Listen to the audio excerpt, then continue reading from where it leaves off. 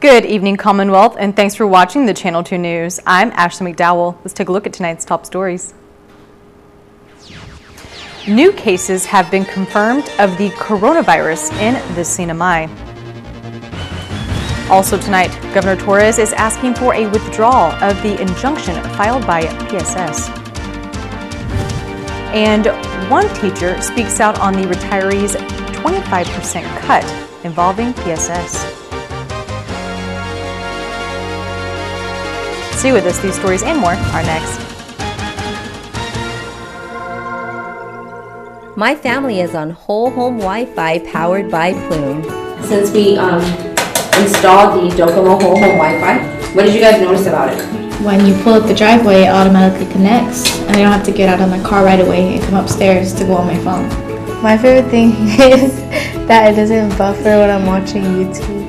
My favorite thing is that when Addie calls now, there's no lag. Like before it used to be where I couldn't see her sometimes and I have to hang up and then call her back, and now I don't have to do that. You know what's a good thing too is that when you come over to visit, I could give you your own password. I can assign a time limit so that I can say that you can only be on it for 1 hour, so that means you won't get in trouble from your mom. And then you could go home. The thing that I love the most is that I can freeze the internet for periods of time so that we can enjoy dinner time like this. Right, rolling your eyes. So I'll turn it back on after dinner. Whole home Wi-Fi powered by Plume. Docomo Pacific, better together. Jose and Pedro were born on the very same day. Jose liked to play sports. Pedro liked to play video games. Jose's favorite word was pass. Pass me the ball.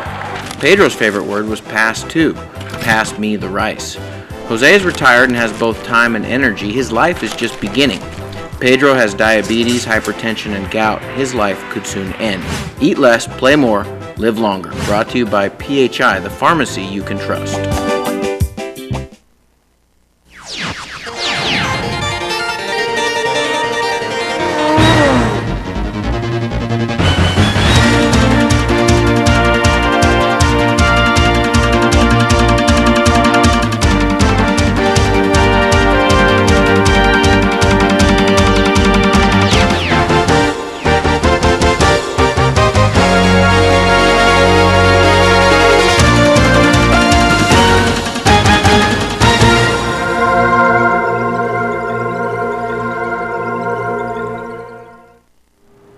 Half a day, Tirwami, and good evening, Commonwealth. Today is Wednesday, April 8th, 2020. 3 new COVID-19 cases have been confirmed here in the CNMI. The confirmed case count of the COVID-19 virus in the CNMI is now at 11, with 2 deaths. According to a release from Governor Ralph Torres, the COVID-19 Task Force, and the Commonwealth Healthcare Corporation, 3 new cases have been confirmed in the CNMI as of today, April 8th. The 3 new cases include 2 males, ages 45 and 53, and 1 53-year-old female. The 3 individuals are being quarantined at the Kanoa Resort. CHCC has initiated contact tracing of the new confirmed cases, including family members, friends, and associates. As of press time, April 8th, the CNMI has submitted 45 specimens for testing of the coronavirus. At this time, 38 have been processed, with 11 positive, 27 negative, and 1 result that will be sent back for retesting. CHCC is awaiting the results of 6 specimens. The second COVID-19 case that passed away was a 77-year-old female that is a CNMI resident with underlying medical conditions. She was seen at CHCC on March 28th and admitted to be closely monitored as she was a person under investigation. As of April 7th, 198 individuals are still in quarantine at PIC and the Kanoa Resort. For the latest information about the CNMI COVID-19, contact the COVID-19 Response Task Force hotline at 287-0046. The hotline is open to calls Monday through Sunday from 7 a.m. to 7 p.m. Governor Ralph Torres is asking the Board of Education to withdraw the injunction that has been filed so that the 25% reduction in retirees' pension can be reinstated. Here is the video Governor Torres has posted on his Facebook. Hafade Akiro. Greetings to the great people of the Commonwealth of the Northern Marianas. To all retirees, and to the PSS family. Yesterday, I wrote a letter to the retirees explaining exactly what has transpired that made me made a very critical decision to suspend or seize retirees 25% from the government. 3 board members, Philip Long, Mary Lou Ada, and Andrew Orsini, filed an injunction to ask the court that the government shall pay 25% of the total revenue. Despite numerous pleading, basically begging for them not to file the injunction, we were experiencing the COVID-19, our tourist number has going down, and the fact that we've always worked well with Chairperson Janice Tenorio, Sergeant Major Herman Atalik, and our Commissioner of Education, Dr. Alfred Ada. We continue to have a strong communication. We continue to give the appropriated amount to our PSS. We have never been short, and we've always made sure to take care of what the legislature has appropriated for PSS. Since I got on board as a Lieutenant Governor and your Governor, not a single year have I ever cut PSS short on what was appropriated by the legislature. We all met as a leadership, PSS board, PSS attorney, the legislature speaker, their attorney, Senate President, our attorneys, the Attorney General, and we all had agreement that whatever the actual collection that I will continue to give PSS, their 25%. We all agreed. A week later, the 3 board members, again Philip Long, Mary Lou Ada, and Andrew Orsini, decided to go ahead and file the injunction. After numerous begging and pleading to please do not file the injunction today, because it will definitely jeopardize the retirees 25%. While we agree that we're going to address the court opinion for fiscal year 2021, they decided to go ahead and file the injunction. With that said, what they're requiring is I pay PSS 25% of the $43 million that the government have to pay the settlement fund. $43 million times 25% is roughly $10.7 million. The government pays retirees roughly $14 million every year. They want to tack 25% on top of that. Again, roughly $3 million. That equates to $14 million. So I have a choice at this point. Give PSS, based on what the 3 board members want, $14 million, or the retirees $14 million. I have no choice at this point. But I'm here again pleading with the 3 board members. If you drop the injunction, I will be able to pay our retirees their 25% for the remaining of the year as well as next year. They can blame me, they can blame everything they want, even some of the community, some of the legislatures. But I have never, not once, cut short of the retirees' pension, and in fact I've given them a couple bonuses, and I've never shortened our government transfer to PSS on what the legislature have appropriated. So today I ask again that if they, the 3 board members, drop the injunction I will be able to pay the retirees 25%. To everyone that's listening, I will again be clear. I've always been a supporter of PSS. Teachers, counselors, principals, bus drivers, and that's why I have never cut short of what was appropriated by the legislature. Even when the deficit was up, I still never cut PSS.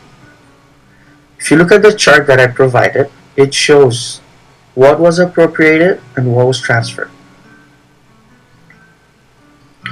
To Chair Janice Tenorio and Vice Chair Sergeant Major Herman Atalik and our Board of Education Commissioner, Dr. Alfred Ada, I thank you for protecting both PSS and our retirees. When I say PSS, you continue to ask, please transfer this for our teachers and our principal and for our students. I have always worked with you, and I'm saddened that it took the 3 board members to make this decision, despite both of you board members pleading as well.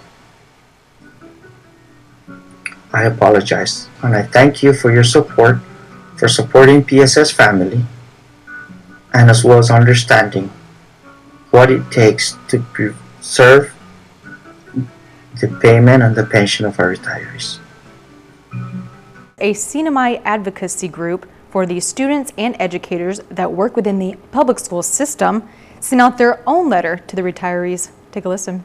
Governor Torres has sent out a letter and video to the retirees of the CNMI, stating it is due to an injunction filed by 3 board members of the Board of Education is the reason 25% of the retirees' pension will be suspended or seized by the government. And it seems like he's blaming PSS, but specifically the 3 majority board members right now, Member Atta, Member Long, Member Orsini. Torres specifically says because of an injunction led by board members Atta, Long, and Orsini, he specifically says that because of that, he has to pay more to PSS and can't afford to pay the retirees. And it's false. It's just completely false. The injunction is just due diligence. It's the right thing to do if you are a Board of Education member and your obligation is to the students and making sure the law is followed. They just had to do their due diligence. That was the next right thing to do for them. But the money it probably won't be settled for a year. It won't be figured out for that long. That's how the court system works. But we knew that if it didn't get done, if it didn't get put into the court system, what evidence do we have that the same thing that's been happening the last 2 years wouldn't keep happening? So they had to do the right thing by the students and for the sustainability of the school system, and they had to just get that 3rd branch of the government, as a check and balance. They had to get them into the mix. In response, an advocacy group for students and educators of the CNMI that work within the public school system sent out their own letter to the retirees of the CNMI, explaining their side of the story. The letter is addressed to our retirees, our Manamku, the people that we really feel like right now are being exploited by the situation, and it's saddening and it's disheartening that we can't avail the full 100% of the central government's obligations to their fund. This should be a time, right, where we come together and help one another endure. And what was saddening about the governor's accusations is one, that it was just the fact that it was an accusation. Like, let's all just be accountable for the choices we're making, right? But it paints educators and PSS, and specifically 3 board members, Atta, Orsini, and Long, it paints them as these people that that could just care less about the retirees when it comes to making the people they serve happy, right? And I'm sure the governor defines that as the teachers, not the students. But there's this idea that oh, they'll do whatever is in the best interest of PSS so that they all have their great compensation plans and their great benefits, and they don't care if I have to make an adjustment to the retirees fund. And that couldn't be more false. That I would be able to convince people just in general that that's not where my heart is or where the hearts are of any of our educators, but also just looking at the numbers. There's no reality where money is going to PSS right now that could be going to the retirees. Again, also, like, there's no reality to the claim that money is going to PSS that could be going to the retirees. It's not possible. We've been denied, we've been shut off from the central government. We get zero funding from them right now. The injunction that was filed to have the central government meet their obligation was, the initial hearing isn't until June. There's been no court-mandated payment. So those are false accusations, and we're just saddened that it paints educators out as being against retirees. It is in the CNMI Constitution that PSS is to receive 25% of the general revenue for each fiscal year. But in the last 2 years, Borja says that has not been the case. We aren't getting paid anything. And what they have paid this fiscal year is well below the 25%, even if you were to take into account equitable cuts, right? Like, you look at the projected revenue at the beginning of the fiscal year, and then if you were to cut our budget based on the loss, they would still be way under that. So they've stopped paying. So I don't know where, if he's saying that the money from the retirees is going to us, I just don't see it. We're all furloughed. Anybody could look around and see. The board is unsure. How they're going to have to find a way to get 50 federally funded employees or whatever it is to I think closer to around 200. But they're trying to get a small handful of federally funded employees to hopefully handle the learning packets and maybe put something together for, like, the graduating seniors, or trying to just kind of figure out this whole mess. And then, next school year, we still don't really know what to expect when it comes to funding. And it could be as low as like 18 million just to start, which, just to give an example, the school year 2018-2019, a little over 39 million went to payroll. So you can imagine an $18 million budget would necessitate we're looking into consolidation of schools, as many as like 50 students per teacher. We're looking to like hybrid classrooms in high school for, partially online, partially in person. Like, nobody really knows how to go about this and how to make an education system run on that little. The last paycheck that was received by PSS teachers, each non-federally paid teacher only received 70% of their guaranteed pay. And officials have expressed it is unlikely teachers will receive the remaining 30% because there is just no money. In the Board of Education meeting, it was said that there was no guarantee of the 30%. We saw the letter from the Secretary of Finance saying that there was no money. And in this recent, just yesterday, they had a meeting with leadership. And so I actually don't know if all teachers have been told. Our principal, the principal at my school, chose to share what was shared with her. But it was said at that meeting that there is still zero guarantee of the other 30% coming. There's no money, and furlough will begin. Currently, teachers are on admin leave, but the next step is furlough. The financial situation and the furlough just really it puts a pretty high degree of fear into us. There's just kind of that daily anxiety of just not knowing how you're going to make it through the summer, not knowing if you'll be employed. There's so many things up in the air, and we worry about our kids. we worry about taking care of our family members that can't work or what, there's fear and there's worry. I can definitely tell you that every single educator is feeling an intense amount of anxiety on a daily basis, just because we have no clue what's going to happen. Borja states a furlough letter is projected to be sent out to PSS staff within the next week. Reporting for KSPN, I'm Ashley McDowell. Coming up, a project is going on to provide free masks to individuals in the CNMI. More after the break.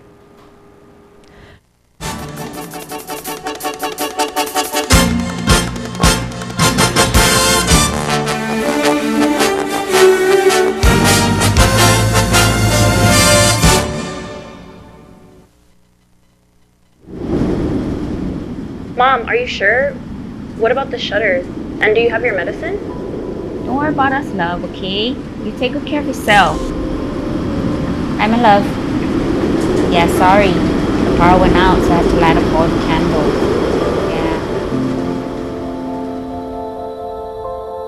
Yeah. Yes, baby, yeah. I'm just glad our home phone's working and we're able to contact you.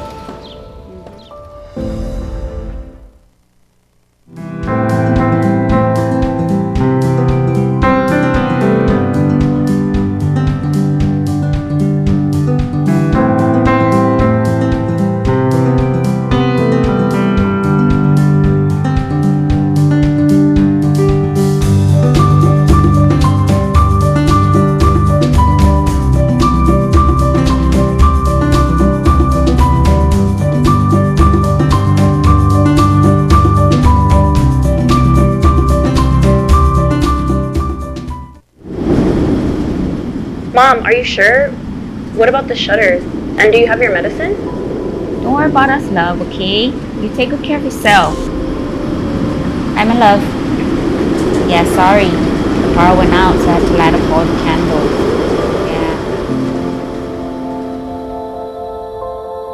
Yeah. Yes, baby, yeah.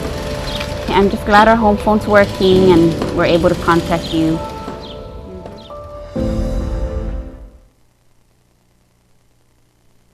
Welcome back to the Channel 2 News.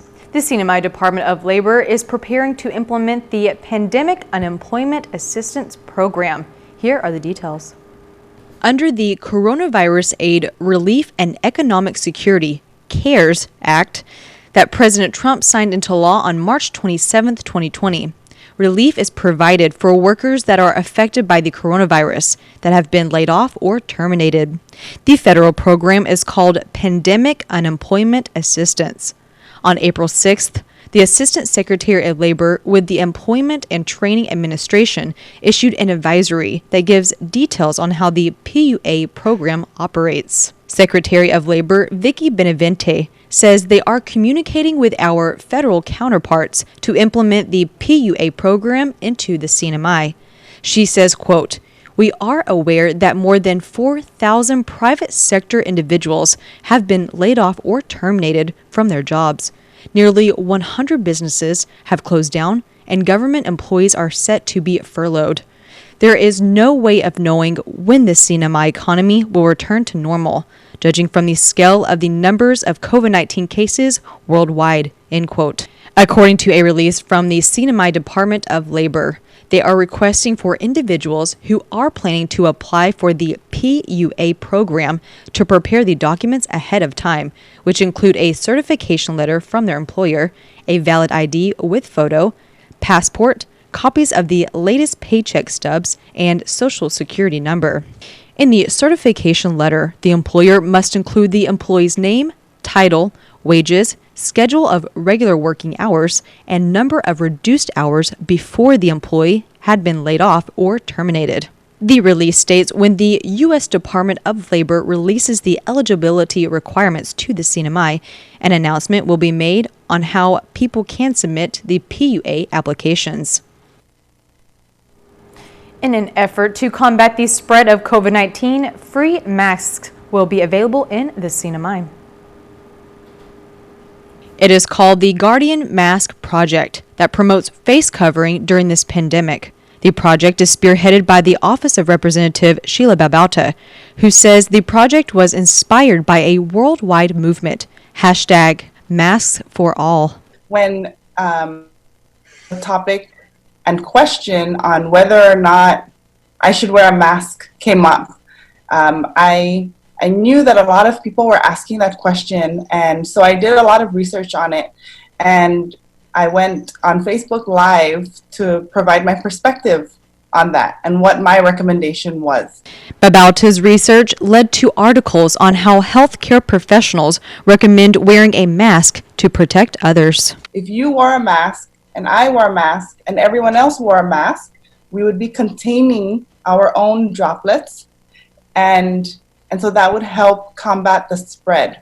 After reading so much about how the Asian community has already gone through, the SARS epidemic, and how their experience with the spread of a virus, a respiratory virus, influence society's behavior, I thought that was an important aspect to consider, because the Asian countries were able to flatten their curve. The mission of the Guardian Mask Project is to provide safe, free, and accessible masks in the CNMI, and the process is simple.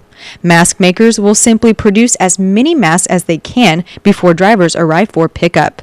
Then the masks go to the Guardian tree hosts, who will set up an area where community members may stop by and pick one up. Babauta is calling the attention of those who would like to volunteer or donate what they can to make this project successful. And then another value that we're trying to promote is kindness. Please remember to be kind to all.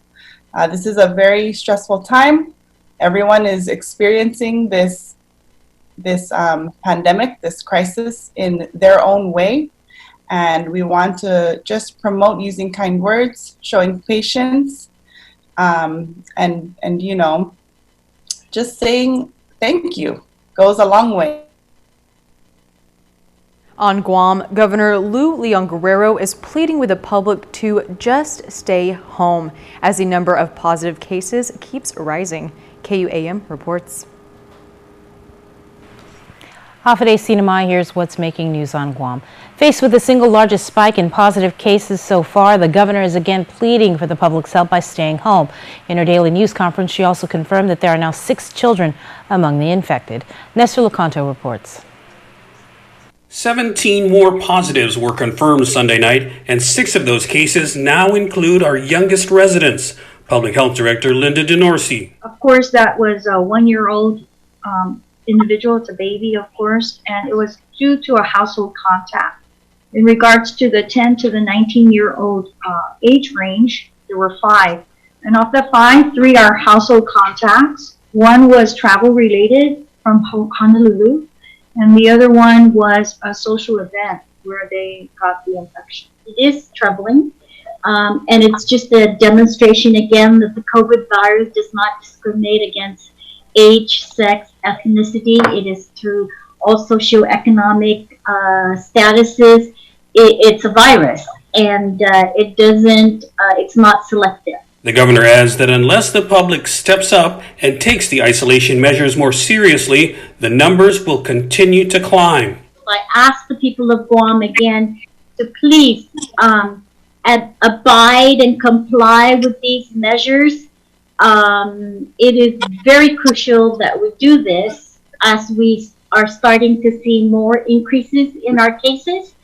And the only way that we can decrease these cases, the only way that we can eradicate these cases is through social distancing, through staying home, through decreasing social contact, and so forth. Meanwhile, the governor has asked senators for legislation authorizing a curfew for all and checkpoints to limit unnecessary travel. But at the media briefing, she said she's not heard back from them when session will be held. For Guam's News Network, I'm Nestor Lecanto. For more Guam news, check out KUAM.com. Reporting for KSPN2 News, I'm Sabrina Salas Matinani. Stay tuned because after the break is your weather report.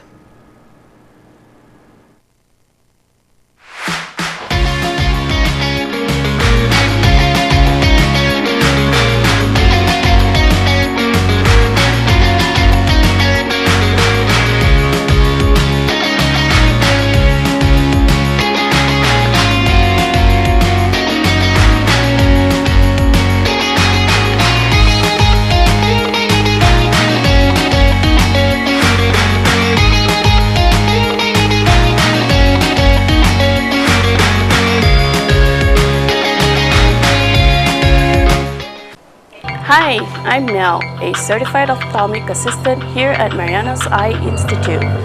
Today we want to talk about your eyes and how to take care of them for a lifetime of good vision. A cataract is most commonly due to aging, but can have many other causes. A cataract is a clouding of the natural lens of your eye. This clouding of the natural lens of your eye will cause your vision to become blurry. It will not fluctuate, it'll be blurry all the time. Those with cataracts often experience difficulty in appreciating colors and changes in contrast, driving, reading, recognizing faces, and coping with glare from bright lights. They will not get better all by themselves, and unfortunately, glasses usually don't help very much at all. I tell people that having a cataract is like having a cracked windshield. Smashed windshield, you can't see through it, and it has to be replaced.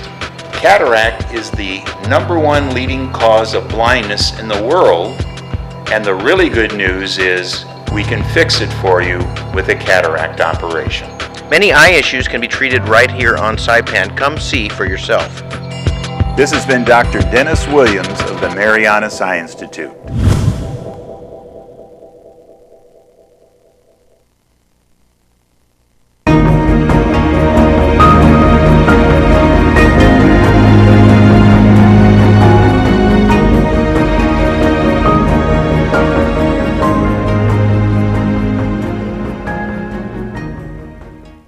My family is on whole home Wi-Fi powered by Plume. Since we installed the Docomo whole home Wi-Fi, what did you guys notice about it? When you pull up the driveway, it automatically connects, and I don't have to get out of my car right away and come upstairs to go on my phone. My favorite thing is that it doesn't buffer when I'm watching YouTube. My favorite thing is that when Addie calls now, there's no lag. Like before, it used to be where I couldn't see her sometimes and I have to hang up and then call her back, and now I don't have to do that. You know what's a good thing too is that when you come over to visit, I could give you your own password. I can assign a time limit so that I can say that you can only be on it for 1 hour, so that means you won't get in trouble from your mom. And then you can go home. The thing that I love the most is that I can freeze the internet for periods of time so that we can enjoy dinner time like this. Right, rolling your eyes. So I'll turn it back on after dinner. Whole home Wi-Fi powered by Plume. Docomo Pacific, better together.